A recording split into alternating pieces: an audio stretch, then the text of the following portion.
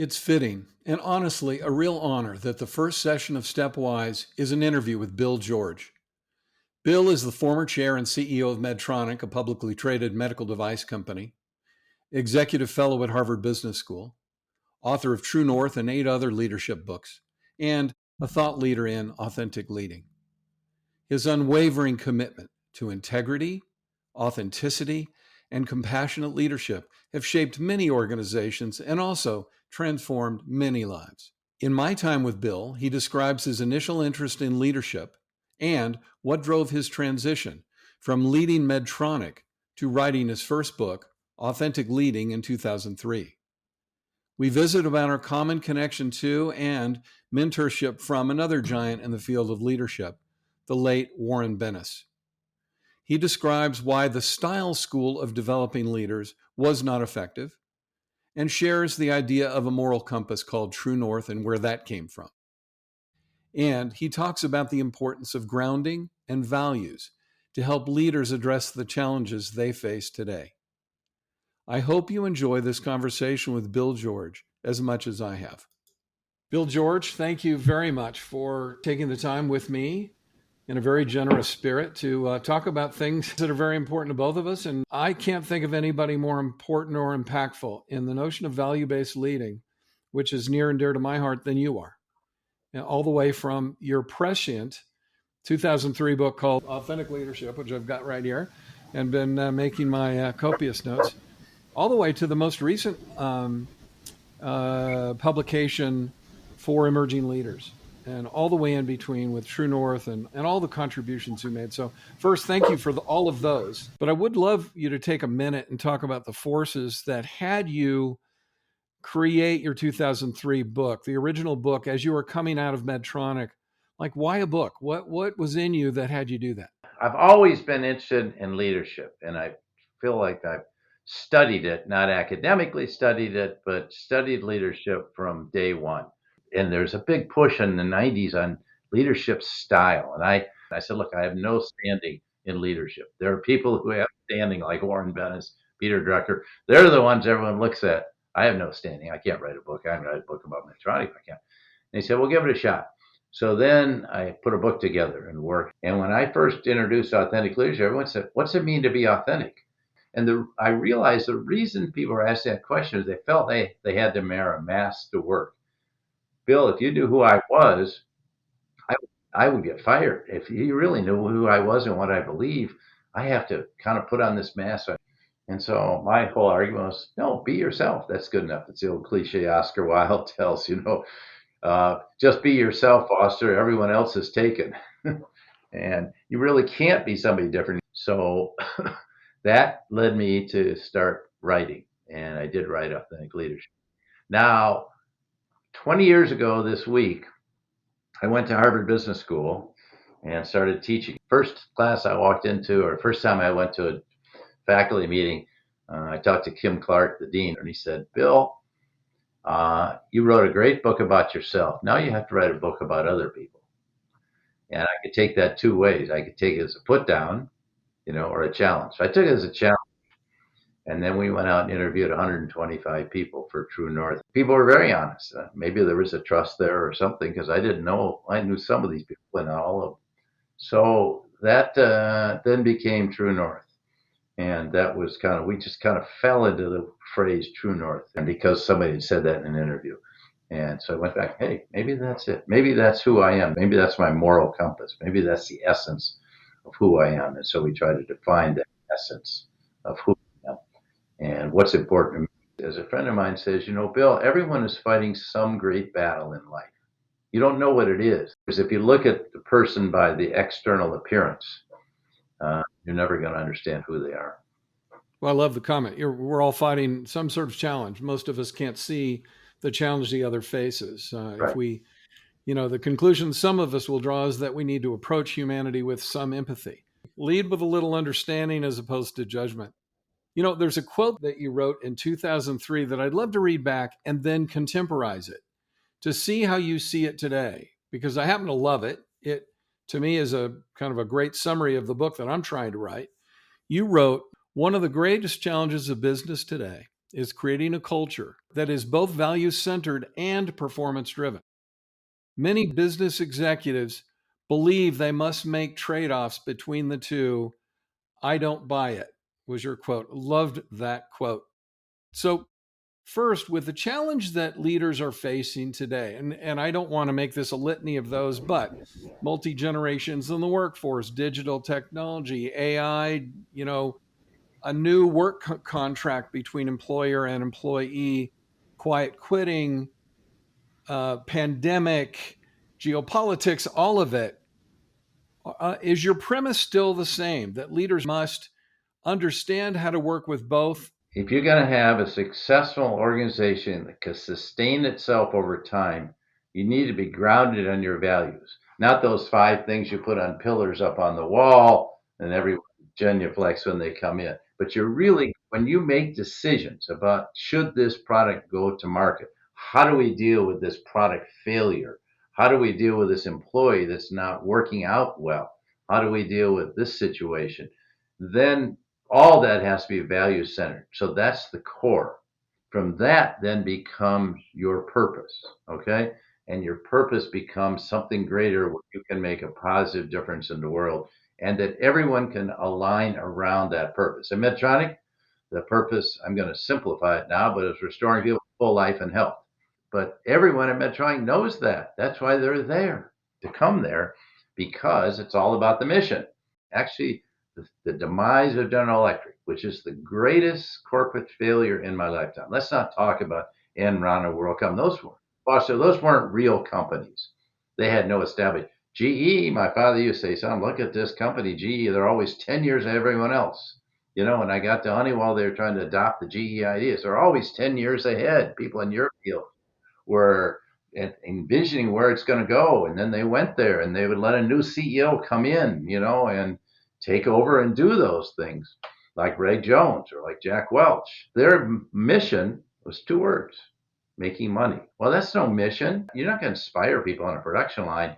Hey, your job is to they'll look at you and say, no, that's your job. That's so you make more money for yourself. I'm just grinding it out here for $14 an hour. So. I'm recalling the mantra of Jack Welch, number one or number two in all we do. Yeah, exactly. That doesn't inspire me. For what purpose? Yeah, right. Yeah. We always ask to what end? Exactly right. So that's the essence of. I think those 2 things today go together, but get the values right first, because if you're not grounded, foster in your own values, how can you create an organization that is? If you say, Bill, these are our values, meanwhile you're having an affair with the secretary or the receptionist in our company, and you're telling me about values, and you just fired 4 people for violating company values, and you're violating them yourself. I mean, how can you live with yourself? And I can name half a dozen large corporations where that happened. You can too. You bet. Well, it's interesting too, because I happen to resonate very deeply with that approach. And one of the things that I'm learning through these interviews is the need to make those values much more real and dynamic than most CEOs had typically, or leaders had typically done. Values, to your earlier point, that's something we do once, stack hands on, codify, and stick on the wall. You found a way to make them come alive every day. And that's the call to today's leaders is, look, I don't know if your values changed post George Floyd, but we need to have a conversation about how our values do relate to the issues that are raised in our society that are causing our workforce so many challenges. So anyways, a much more contemporaneous, dynamic view of values, bringing that conversation to the front and center.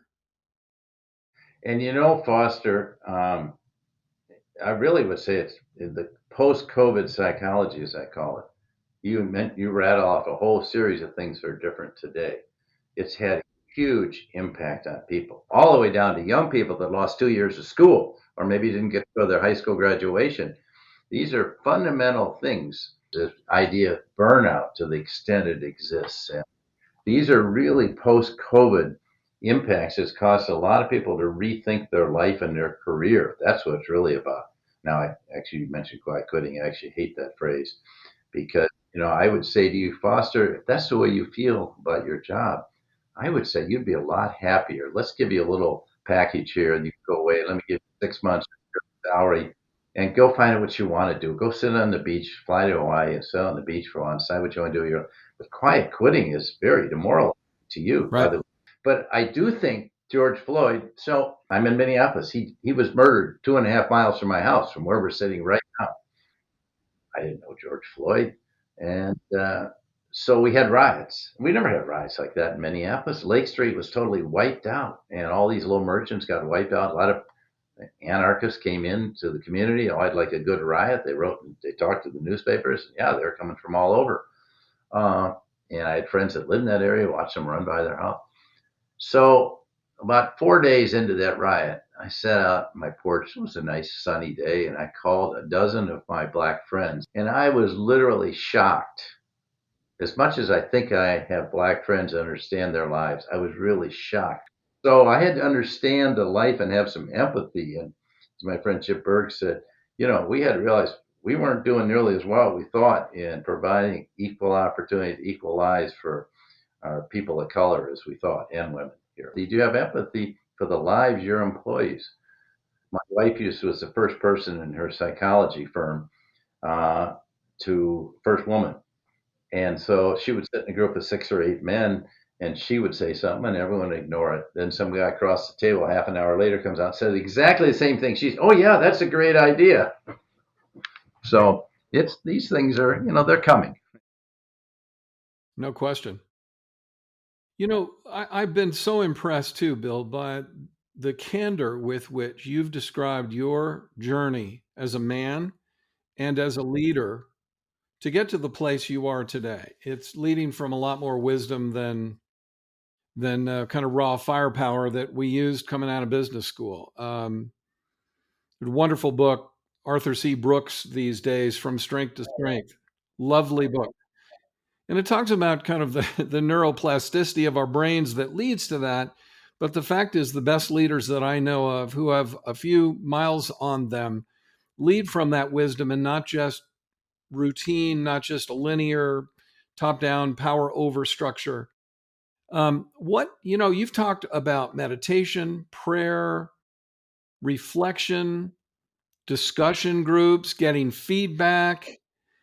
I'm going to ask you kind of a tough question, but was there one of those that was most powerful for you?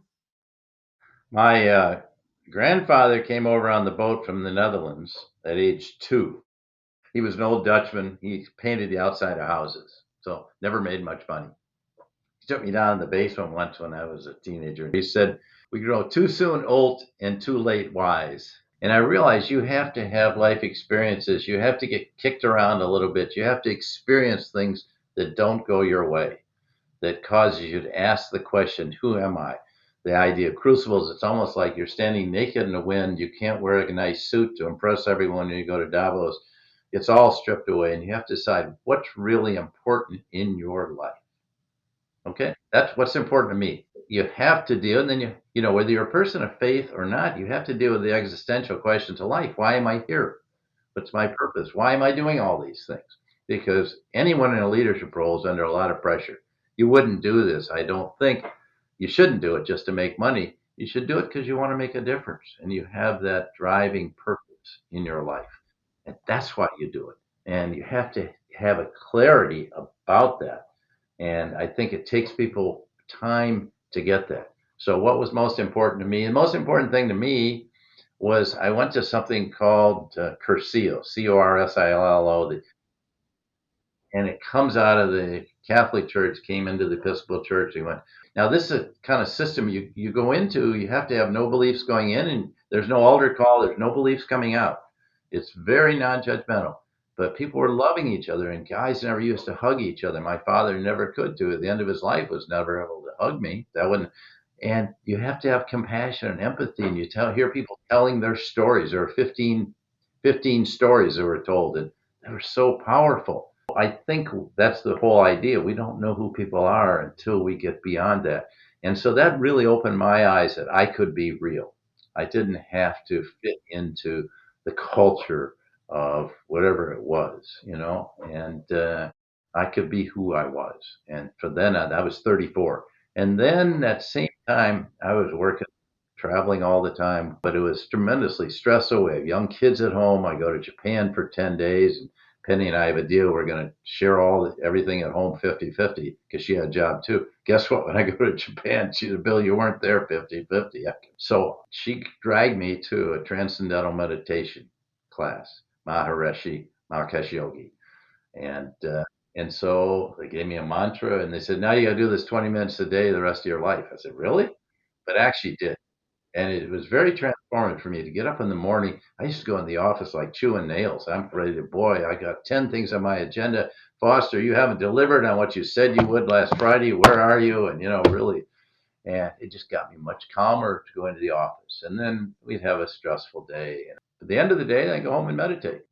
Fabulous. Yeah, I learned TM in the 80s and still practice Did it you today. really? And Oh, I did. You learned TM too. Wow. I did. It is transformative. Something I took on in 23, encouraged my daughter, who's in this business as well. And she started me on a writing group based on the work of Julia Cameron called Artist's Way, which is it's forced reflection every morning. You handwrite three pages longhand, and that's my time of reflection too. And it's been any counseling, any group work that helps me really process it. It helps me really understand it. So, what I tell CEOs today in our new CEO class at Harvard, you need to take time. You cannot be effective in a leadership role unless you take time for deep reflection. Just set all the electronics aside, go into a quiet place that feels comfortable. And if you don't want to meditate, you can pray, you can be mindful, you can walk in the garden, but do something where you get away from all the day to day and really reflect. How did I show up today? How did I relate to people? And was I doing what I really found fulfilling? And I find in meditations, I come out of that with some clarity. Foster, you cannot have clarity if you have a cluttered mind with 25 things to do. You cannot get clarity about big issues, and heads of our leaders need to have clarity. And I think we've cluttered them so much with statistics and data and dollar signs that people have lost clarity in what's really important in their lives and how they want to lead. Yeah, wonderful. Could we do like a few rapid fire questions to close out this conversation? You bet. In 2003, you wrote, most business schools and academic institutions do not teach values as part of leadership development. Is that still true? And why do you think so? It is, and it's a big problem. It's a problem we're having universities right today. We need to be teaching values because this is the first time, you take college, young people have been away from home and they now go from their family values to shaping their values. But why are we not giving them a forum to talk about it? Yes, we need to be teaching that in our academic at all levels. You use Jeff Skilling as an example. You referenced his time at Harvard Business School in which he was cutting corners or doing some shady stuff, or in his case studies, making projections based on some illegal things. My question for you, rapid fire question number 2 is, wasn't he acting true to his core values and beliefs when he got to Enron? I mean, isn't that true to who he is? No, he didn't know who he was, and he needed to have some grounding in what's important in life. And Harvard Business School did not give that to him. I've talked to some of his classmates, section mates, and he did not know who he was, and so he got caught up in the game. He was trying to. The greatest problem leaders have is when they seek external gratification, and it comes from money, fame, and power. Those three things. And if you seek that, in the end, it will not work. Either the money will blow up on you, the fame, the media will take you up and take you down, or you lose the power. You have to get back to your true north, and that's the essence of who you are, your moral compass. And he never developed a moral compass, and no one challenged him. Right? You've been in my classroom, I'd say, Jeff, would you come by my office? Let's spend an hour together talking. So why did you say that? What do you think that's all about? What are you basing that on? What in your background caused you to think that's what business is all about? And I can tell you right now, Jeff, you're headed for trouble if you go this way. You may do well for a while, get 3 or 4 promotions, all going to blow up in your face. And I would say it to a lot of people. I've said that to people. Please come by my office and let's talk. I wouldn't embarrass them in front of the whole class. No, but that's holding up an important mirror and doing it in a respectful way, that with full regard, but also putting the mirror up, and that's an important thing that we all need. I like that, the mirror, and Yeah. there's a poem called "The Man in the Mirror." Foster, you can't fake it to the man in the mirror. You look at that man in the mirror and you say, "Boy, I look great. Don't I look great?" Well, actually not. Yeah. Okay, rapid fire question number 3. This is a very heavy one.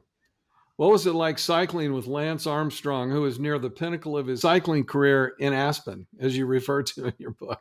Well, first of all, I certainly couldn't keep up with him. He got up to the mountain. He came back and picked us up, some of us who were coming up behind.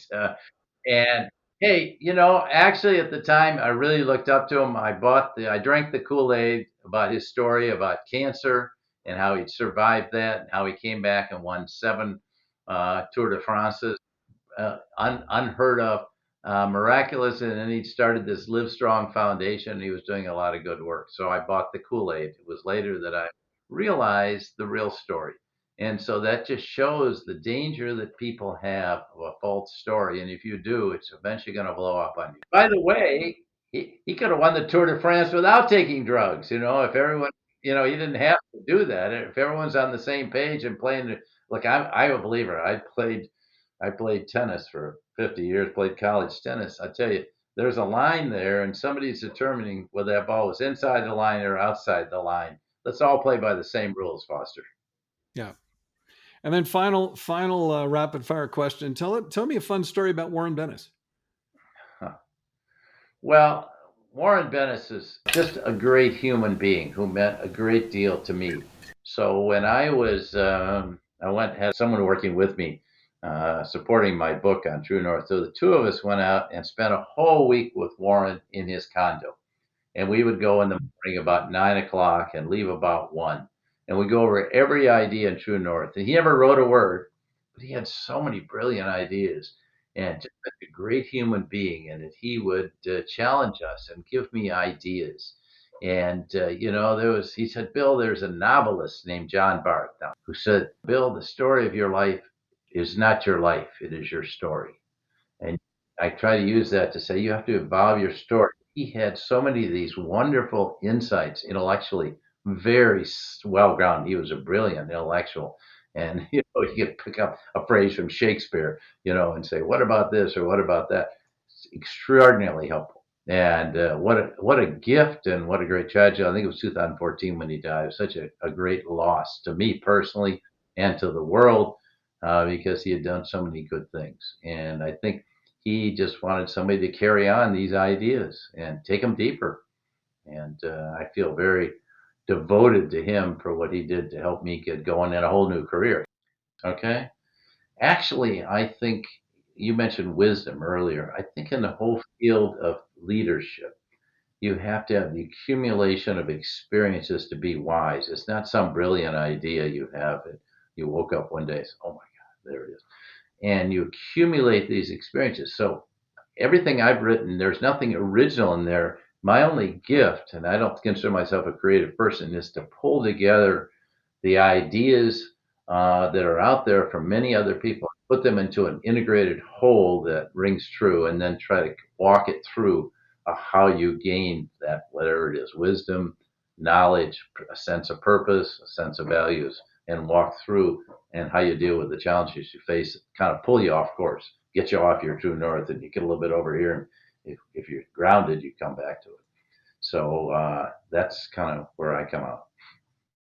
I share that sentiment. I've been around the block a few times in this world, worked with thousands of leaders as you have, and and also as a small business owner, made payroll for 35 years, and that was probably as challenging as anything else I've done.